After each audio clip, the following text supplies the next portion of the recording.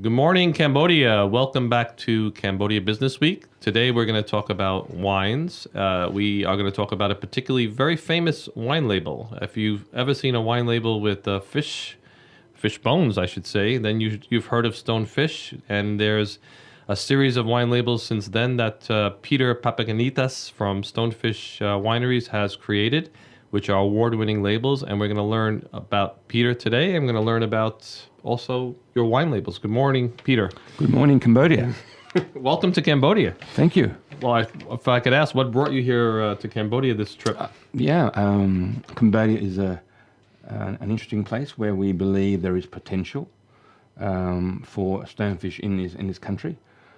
And we've agreed, just orally at the moment, with a very good agent, an importer, to bring stonefish in Cambodia to start building it. Let's talk a little bit about that label, because that label is a very intriguing label. It's a sort of a fishbone, but very artsy and creative. Yeah. I understand you did that on a napkin. Totally correct.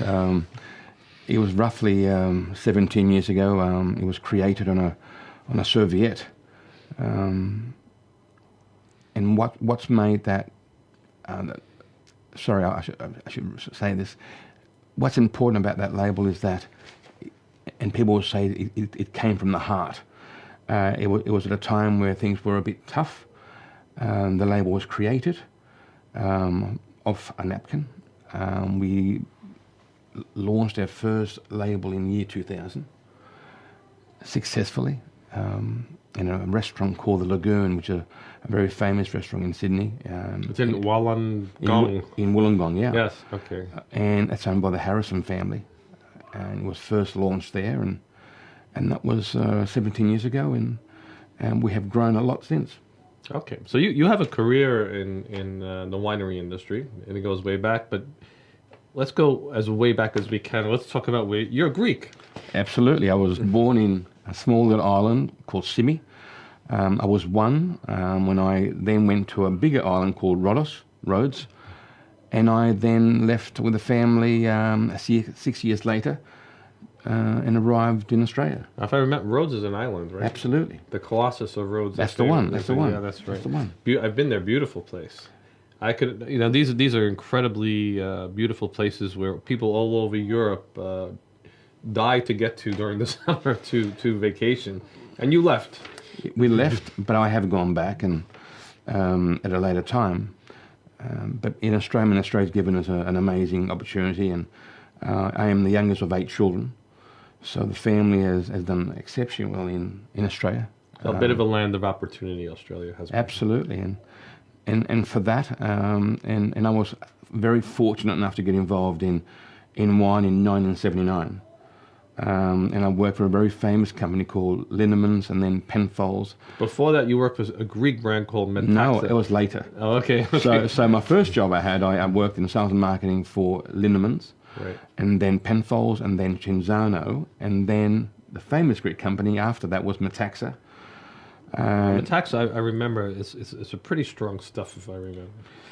At one stage, it was the #1 selling brandy in duty-free in the world. Right. So it had an amazing following with an amazing reputation. So that was... It's made in Greece. Absolutely. Metaxa. Yeah, I remember having it. It's delicious. Absolutely. It's a brandy, right? Yes, and the Greeks call that the cognac. Well, they can't call it cognac, but when you mentioned Metaxa, Metaxa is a Greek cognac. But all these years working for major corporations was a major stepping stone for me to start my own business, and that was in 1991, where I started my own distribution business. Yeah, right? Distribution. All right, but let's go back a little bit, and because you had this long career in the wine industry, what made you want to be? I mean, what was the passion to say I want to be in this business, the wine business?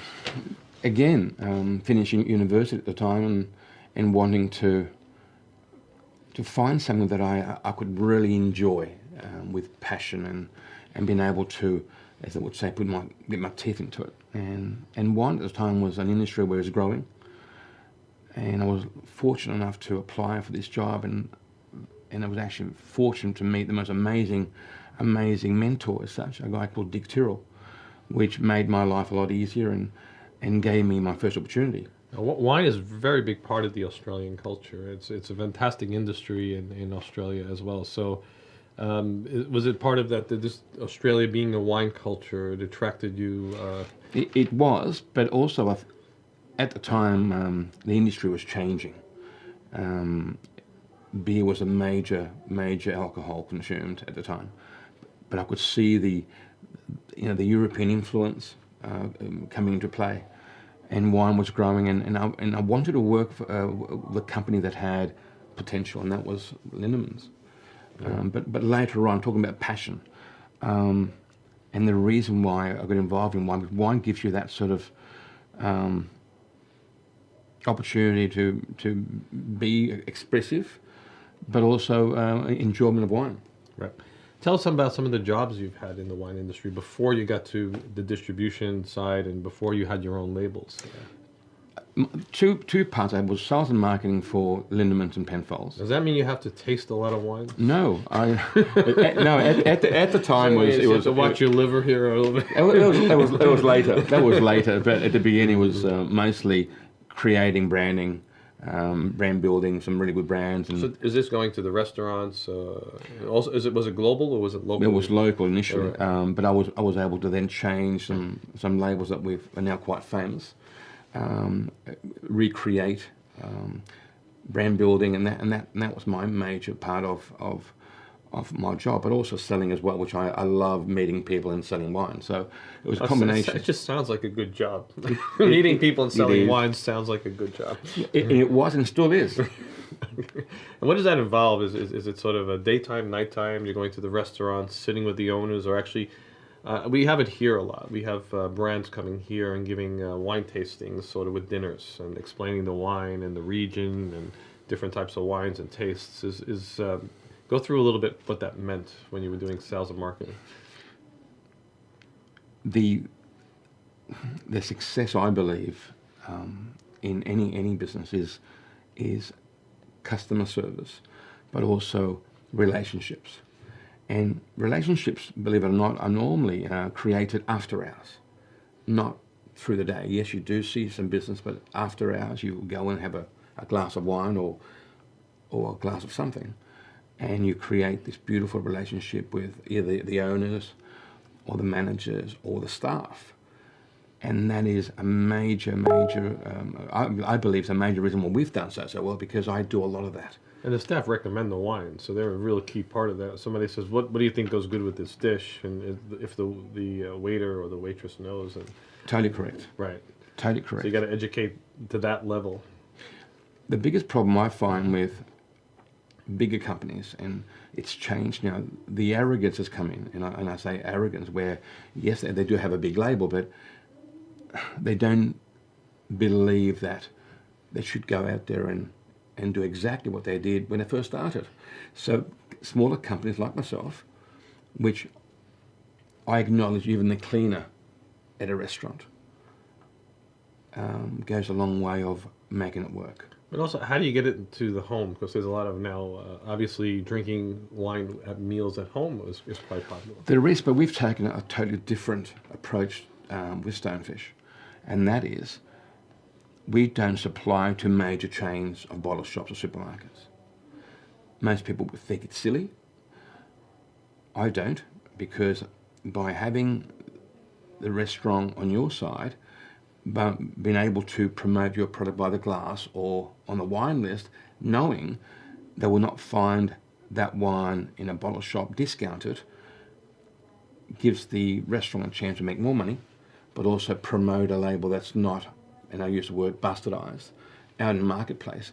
And that makes a difference for us, because they will promote our brand instead of the mainstream. And that's admirable, but aren't you sacrificing quite a bit of profit?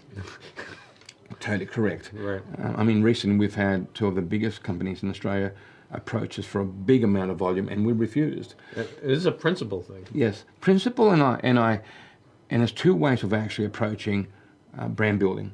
There's two ways. If in most cases, you've got to take a stand and say, well, I'm going to promote my brand this way.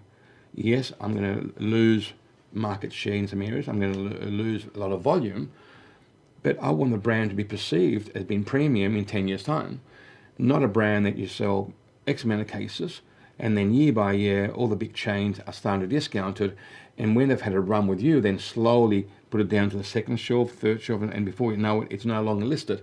And it happens, and it's happened with some big brands recently. Interesting. So could we go back a little bit about your also your career with Cinzano and Lindman's? You must have across some extraordinarily interesting people. I have. Now, we want to know. This part of the fun of this show is learning about some of the interesting experiences you had, some of the interesting people you met. So let's talk about some of the restaurant owners you met. But I also met and customers, of course. And customers. A funny story. Many years ago in the 80s, in that time the wine was growing, but not to the point where beer was still the major product. So one day I decided was wine sort of seen as snobby at that time? No, it was perceived, and I will tell you how it was perceived. So we've gone out with a rep, my manager at the time, to go and see a customer. We've gone to this hotel, and I've said, I'll have a glass of wine, thanks. And the manager said, I'll have a beer. And this 7-foot big man turned around and said to me, "Excuse me, mate, are you gay?" And I went, "Sorry? Men do not drink wine, they drink beer." So that was something that I've always told people when I do presentations about wine, where the industry has gone from being a wine that had no culture to now, if you are drinking wine, you're cultured, and that's what's changed a lot. And it was just one of the stories. Go on, tell us some more. Again, and I've many things, and I remember I was in I think Hong Kong many years ago, and I've met this chef, and the chef says to me, "So, where are you from?" I said, "Australia." "And what do you do?" I said, "Oh, we make wine." He said, "You don't make wine." He said, "Where's Australia?" I said, "Sorry?" He said, "That's near Bulgaria, right?" I said, "Sorry?" I said, "No." I said, "Where are you from?" He said, "Sorry." He said, "But I'm American." "But I thought Australia was next to Bulgaria." And I said, "No, Australia's actually next to New Zealand." "Oh, and where is that?" There was just some of the people. Geography lesson. Some of those things. You have to forgive us Americans. We I think still about 50% of the population doesn't have a passport. So they're very insular at times. But yeah, I mean, when I was living overseas, I would get, I would tell my family I'm in Hong Kong, and some parts of the network of our family and friends sent me a letter once that said, Hong Kong, Japan. You know, the city was Hong Kong, but it was Japan. Somehow it got to me in Hong Kong, but anyway. But I've met some interesting chefs. I think chefs are an amazing breed. Interesting, very talented, very temperamental. I worked in some restaurants while I was in college, and some really high-class restaurants, and I find them to be the most volatile, I would say, I mean, their passion for what they do, the passion for getting it right, and the passion for cooking and getting a customer experience is unbelievable, but getting there can be quite a journey. Especially if you're the lower staff, like waiters and cooks. Yes. It seems like a battlefield most of the time in those kitchens. It is. And traveling abroad, and as you said, I've been very fortunate, and this industry's given me the opportunity to not only travel but to meet some amazing people, either chefs or... Give us a couple of chef stories. Oh God. Who was the most interesting? I use interesting, but let's say volatile or a little bit crazy. No, there was actually a chef in Sydney many years ago, which there was a table next to me, and they ordered a steak, and the steak, in my view, was cooked quite fine. It was a bit rare, and the customer sent the steak back, and the chef rushed out to the table and said, "If you don't like my food, this I'll cook it, off you go." And I went, "Oh my God." And that was, he took his cooking seriously, and just told the customer, "If you don't like it, well, don't come back." So it's one of those rare things I really don't normally see. Okay, well, your career has been amazing. I think one of the lessons for our audience listening is that you took the experience and many years in the industry and sales and marketing and some other roles, I guess, as well, before you decided to yourself get into distribution and then actually your own labels. So how important, and I'll tell you why I asked this question, because in Cambodia, we have this culture of I want to run my own business. And one of the biggest issues is because there's a lot of family businesses here. People get out of university and very short term in the workforce want to start their own businesses, which unfortunately a lot of them do not succeed because they don't have the experience. So how important to our, and it's good to hear to our Cambodian audience, how important is to get that experience under your belt first? Understand your industry, Sure. get different roles and functions that you play so that when you get to that point, you're ready. There's two major points I advise most of my friends and people that do want to start. Firstly is you need to know the industry before you get involved in that particular field. Either be food or either be wine or something else. You need to know. Secondly, you need to have a plan, a marketing plan or an idea what sort of business you want to be. And thirdly, you need to be structured, and that is financially structured. Many businesses fail because they go into a business with a very, very small amount of funds, not realizing that the business will not operate any profit for at least 6 months to a year, in some cases even more. That's true. And while it's traveling and you run out of money, your cash flow becomes short, then you're forced to have shortcuts and other parts of business, and in most cases you will fail. My advice is make sure you get into a business that you actually like and know a lot about it. Have your financials right. Thirdly, have a marketing plan or a business plan.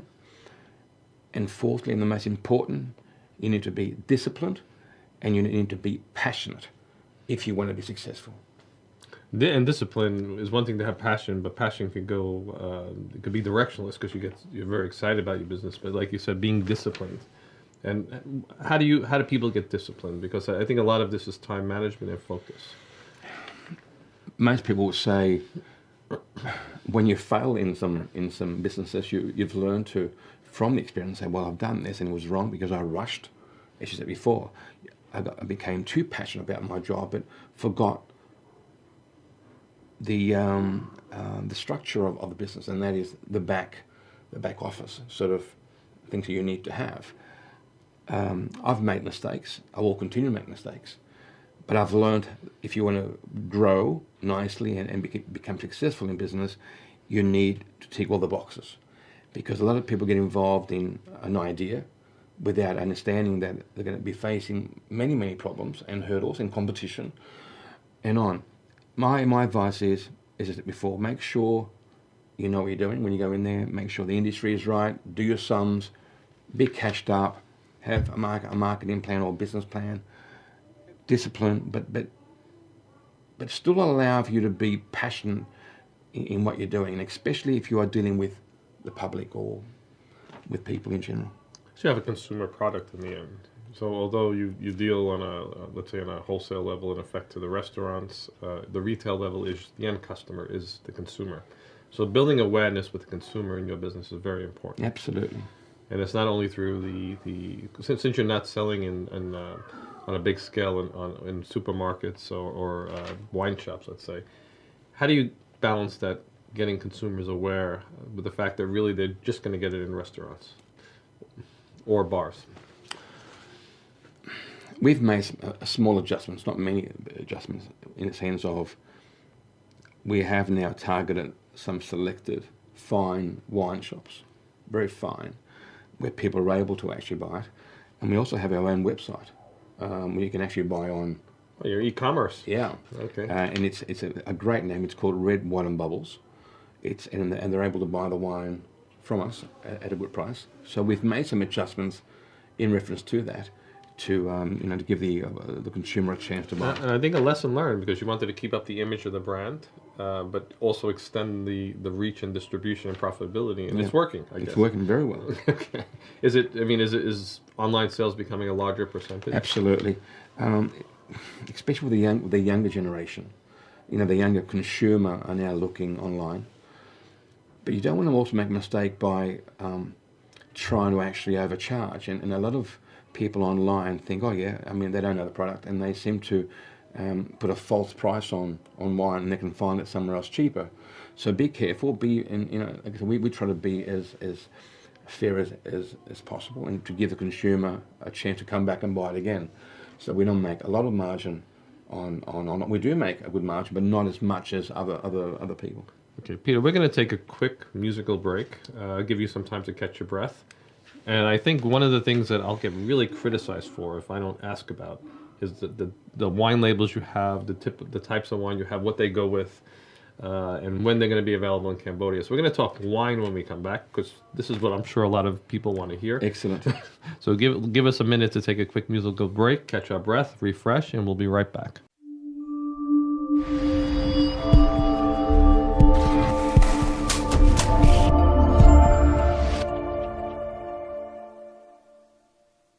Okay, welcome back to Cambodia Business Week. We are talking to Peter Papankitas, and we're talking about wine today. And in this section, at least, we're going to talk about wine because we went through your career and your philosophy and your business strategy. And now I want to talk about wine. Yeah. By no means am I an expert, so we're going to start from the very basics. So the name, as we said, is Stonefish, but you have many other labels. We do, but Stonefish is the flagship. That's the label that we first started with, and that was in 2000. That's correct. So 17 years later, how many labels do you have? We have 10. And some of the more popular ones? Lost Turtle, which is actually a New Zealand brand. It's a Sauvignon Blanc from Marlborough and a beautiful Pinot from Central Otago. That's a second. The other one is Shell Bay. That's more of an entry level wine. Right. Garfish is another popular one. Again, another fish product that does exceptionally well. And we've got other brands like Black Pearl. That's the one that was interesting. But Pirate of the Caribbean ship. No, again, it was meant to be, and on the label it's actually got a pearl, a black pearl. Right. It's an easy name to remember, and it's a product that you will see hopefully in Cambodia. But again, my favourite, apart from Stonefish, is a label called Concetto, and that is a label based on art. And I've purchased some fantastic art in my time, and I've made labels out of that art that I've purchased. They're the major ones that and we do quite well, but also little brands which we don't see much of. But Wicked Secrets is a pink Moscato that does very, very well at the Opera House and other parts of Sydney in Australia. And Wicked Thorn. And there's some of the labels that do well, but the big three it would have to be Garfish, Stonefish, and Shell Bay. Right, so you started in the Lagoon restaurant in Wollongong. Did I say that right? Wollongong. Wollongong, okay. And that was your foundation and your basis, and then that was the launch of the Stonefish label. Right. And how did you come up with we know how you designed the logo on the napkin, but what type of wine was your first wines? It was a Chardonnay and a Cabernet Sauvignon and Shiraz, was three varietals. Yeah, a Chardonnay, Cabernet Sauvignon, and Shiraz, or Shiraz, as it's pronounced. So as part of owning this business, or the MD of this business, did you have your own vineyards, actually? We have one in Barossa and one in Mug River. And we are about to maybe buy another one. We're negotiating at the moment, but we are also going to have a fantastic cellar door opening in Mug River at the end of October. So then that's another part of building. I know, I've been through the process of beer, which is very interesting. The process of wines is beer. You basically get the ingredients, and you do your fermentation. You know better than I do. But wines, you sort of it really starts at the vineyard. Absolutely, and this is something that I think many people don't realise that. And that's why there's also a variance, and it's something which I think the consumer should know. There is a big variance where the wine comes from and what region.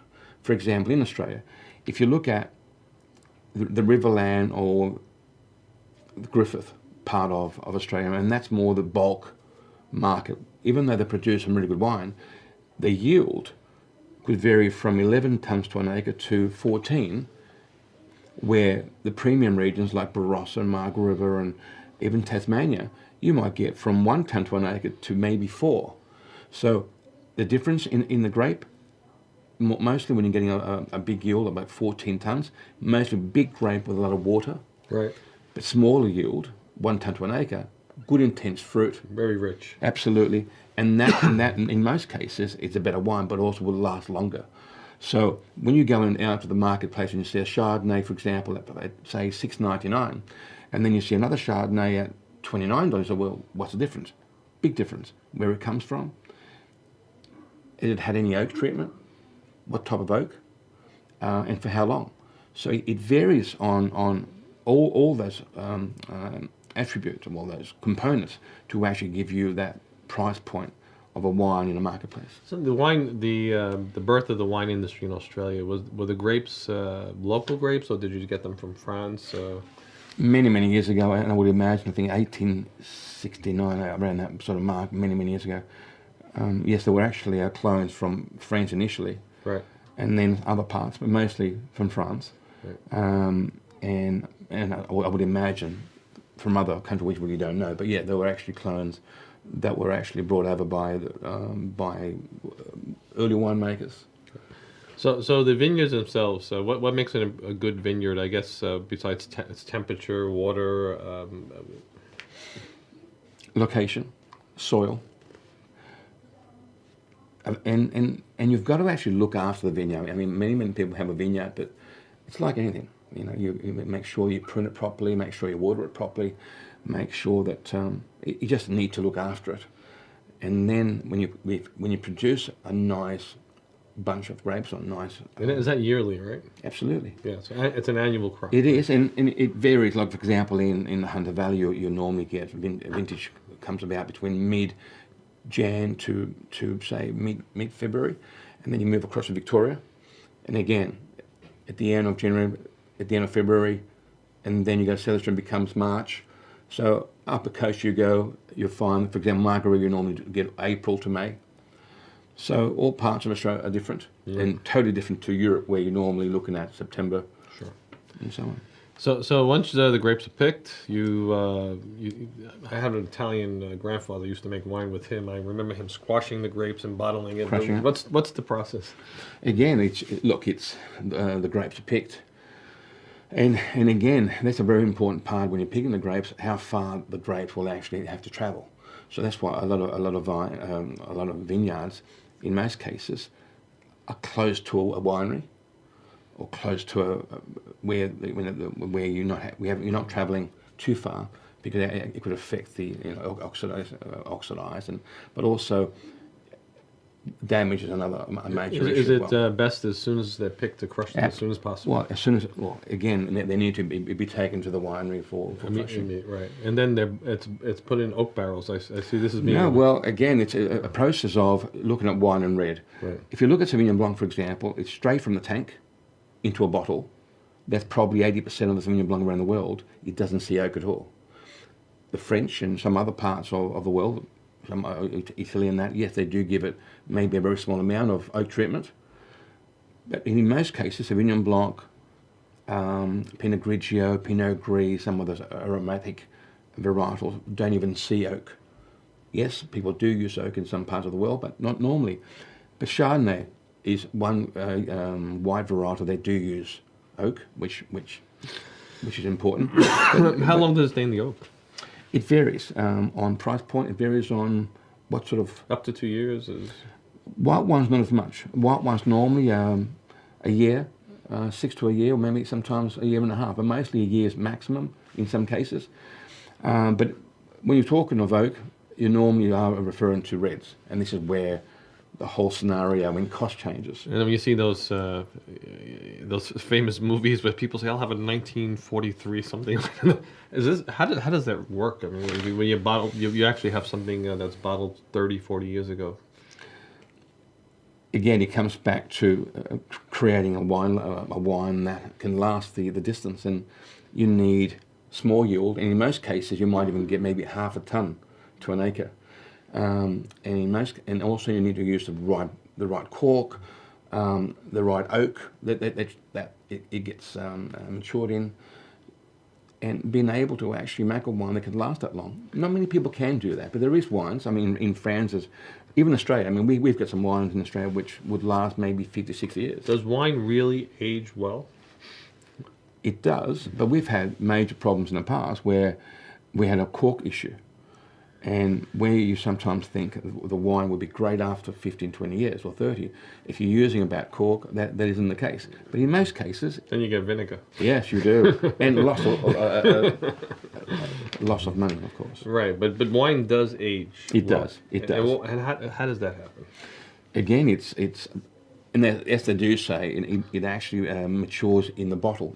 Think of an example. If you've got a 3,000 ton tank, and it could stay in that tank, and it would not actually age for quite a long time. But if you put a small amount of wine into a 750 ml bottle, it will age with time, and that smaller it is, quicker it will age. And that's the process of actually aging the wine. And I know you're a humble man, but I'm going to let you boast a bit. All these awards your labels are getting, the Halliday Awards, 97, it was 2016, 97 out of 100. That's correct. That was actually our 213 label, which is the Stonefish Icon, okay. Small yield from Barossa Valley. My highlight, I think, since starting Stonefish was firstly getting a 5-star rating from James Halliday, which is for me a very important part of marketing for me. Because I mean, he's actually the god of. He is the wine. I mean, when you talk about wine in Australia, James Halliday stands out. So if he actually gives his approval on a particular wine... Well, 97 out of 100 is a pretty big approval. It is. Mm-hmm. So we've had 5-year rating. We have a 97, 95. In the last James Halliday book, we got 3 Cabernets at 95. And what does that do for demand when you get this kind of rating? It works, well, it does a lot, especially in Asia, believe it or not.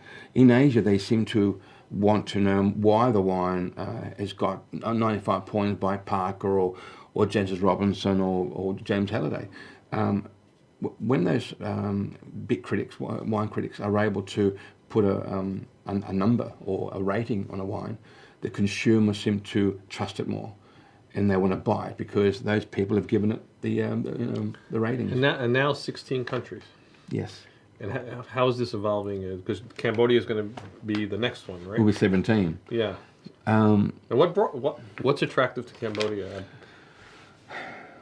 It's because it seems like a smallish market. It is. For example, when I had a few issues in the States about trademarking, and I can go about trademarking all day. I wanted to still export. So my first market was China. But when I went into China, I found that, the market was not matured enough, and I had some major obstacles. So I pulled out of China, sold nothing, and I went to my first market, and that was Thailand. And I took it slowly, and then it just grew and grew and grew. We're now the number one, based on numbers, I think, in Thailand from Australia. So that's a big market for me. And then from there we grew, we did Fiji and Hong Kong and other parts of the world. But I think as a brand, if you want to become a global brand, you need to also target markets which we believe have potential. Cambodia has potential. We believe... We drink a lot of wine here. That's great. But I believe Cambodia, Myanmar, and those sort of smaller markets in the next 10 years, I think have great potential. So when will the first brand available here will be? I would imagine about in the next 2 months. And it will be Stonefish? It'll be Stonefish. Concerto? Maybe not. It will be probably Stonefish, Shorbay, Garfish, and maybe Lost Turtle. So we'll start with 4. We believe that we'll do quite well here. And it'll be available in finer restaurants? It will be. And hopefully, and even some nice bars. I mean, I think the market around the world is changing where a lot of wine now is consumed at bars more than restaurants. We have a lot of bars. That's good. Living here is tough because we have a lot of bars, a lot of great restaurants, and wine is generally pretty reasonably priced. So this is another thing. I mean, the price points in certain countries. Is there? You think there'll be any resistance at premium? No. Levels? No. Around the world, it's growing. Premium is growing, but there is a problem in countries like Thailand. They've got the highest rate of tax in the world, and that's your next door neighbour. You don't want to go that far. I mean, yes, there's going to be some duties and some cost. I think Cambodia, for me, I've only been with my third time here. I love this place, and I love the people. People are so kind and they really are gentle, which I like, and I think we'll do very well here. Sure. This is the number one thing people say about Cambodia. Foreigners that come to Cambodia is they love the people, but be careful because most guests we have that come on here that say they spent a little time in Cambodia end up living here. Really? Yes, that's a possibility. Well, thank you for your time. I guess the one thing I'd like to ask is your experience in Cambodia. You said you've been here 3 times. Mm-hmm. I mean, what do you find that besides the people, what do you find that you really enjoy and like about Cambodia, and what would you like to see improved? The mainstream. I travel around the world, and it's all this. It's nice, just a bit of nature, I think, and it's a bit of history, which I'm able to see. You've been up to Angkor Wat? No, I haven't. Okay. But I will. When I do come here, I want to do a bit more. Next time when you through Thailand, come through Siem Reap, Okay. and then come down. It's a great Siem Reap. You'll love it. It's a bit more of a tourist town. A little mini tourist. If you've been in Thailand, there's a lot of tourists, obviously there. But it's a great tourist town. It's a bit more artsy and developing into a little bit of what I would say a little cosmopolitan place. So a lot of restaurants and a more upper class bars. So you'll enjoy it there. And take the bus down. It's only about a 4-hour ride, and you can see the countryside. I want to do that. I want to spend more time here. Again, I've got some good friends here, which makes it easier. And chefs that I've worked with in the past, or people that I've dealt with. But one thing I will say before, and people ask me about what else does it take to be successful, and that question, and I get that asked all the time. And what I'm going to say is not just a cliche. If you believe in yourself, and I mean really believe in yourself, everything is achievable. And I'm not just saying that. I've done it. People that I've met around the world have done it. So if you want to do something, you want to become the best sportsman, you want to become the best businessman, the best restaurateur, the best winemaker, everything is achievable. And I'm not just saying that. And I think if you believe in yourself, you can do it. I think I never met a very, very successful person that didn't believe in themselves. Have you? No. No. So there you go. It's from experience. Well, thank you very much for being on. It's been a great pleasure. Pleasure. And I can't wait to have my first glass of stonefish. Absolutely. Or first bottle. It'll be a nice Shiraz, I would imagine, and that's what we do. I'm gonna give you I'll give you a text message and tell you where I am and say which one do you recommend. But anyway. Fantastic. It's been a pleasure. It's been a pleasure. Thanks very much. Thank you.